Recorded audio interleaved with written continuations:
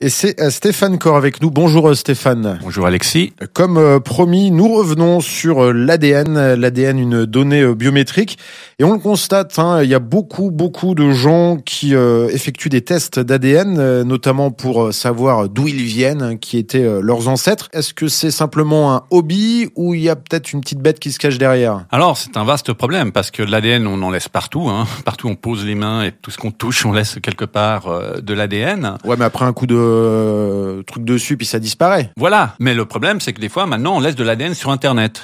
C'est-à-dire que ces tests qui permettent de définir, alors peut-être la paternité dans certains cas, l'existence de maladies dans d'autres, ou la comorbidité par rapport au Covid, c'est aussi des tests qui existent. Mais il y a aussi tous ces tests qui définissent un peu nos origines, néandertal, pas néandertal. Donc voilà, c'est un vaste domaine, mais le problème, c'est qu'une fois que ces données sont sur Internet, on peut pas les effacer d'un simple coup de chiffon comme on peut le faire sur une table. Il n'y a pas des conditions générales d'utilisation avec des petites cages à code? Oui, mais comme pour les autres services, les gens ne les lisent pas forcément. Et récemment, d'ailleurs, aux États-Unis, on a arrêté un tueur en série qui avait été actif entre 1970 et 1980 et qui avait à son actif au moins 13 meurtres et plus de 50 viols, centaines de cambriolages. Et on n'avait jamais réussi à identifier cette personne. Et grâce, en fait, à des bases de données ouvertes qui sont alimentées par ces différents services d'analyse d'ADN public, la police a pu identifier des parents éloignés. Et grâce à cet ADN, entre guillemets, familial, remonter de ses parents éloignés au tueur en série. Et ils ont pu l'arrêter. Alors là, c'est quelque chose d'extrêmement positif. C'est la facette lumineuse, mais le côté obscur.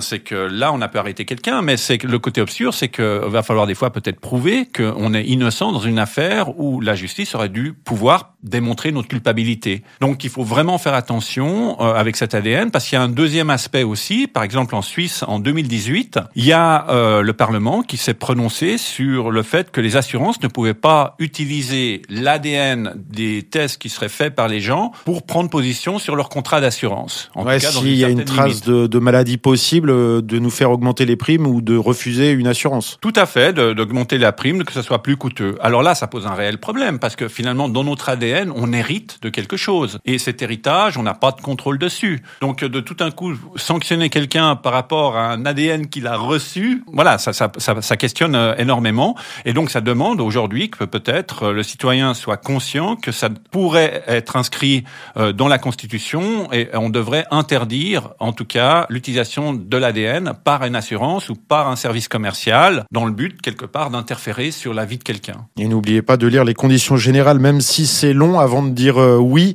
Et puis, je pense que c'est un sujet qui va revenir régulièrement sur la table des réflexions, cet ADN. Oui, parce qu'il apporte autant de valeur ajoutée. On le voit aujourd'hui dans les thérapies géniques et tous les éléments que ça peut amener en termes de la science. Et puis, ça représente tout un ensemble de risques dans le même temps. Merci Stéphane pour cet éclairage. Merci.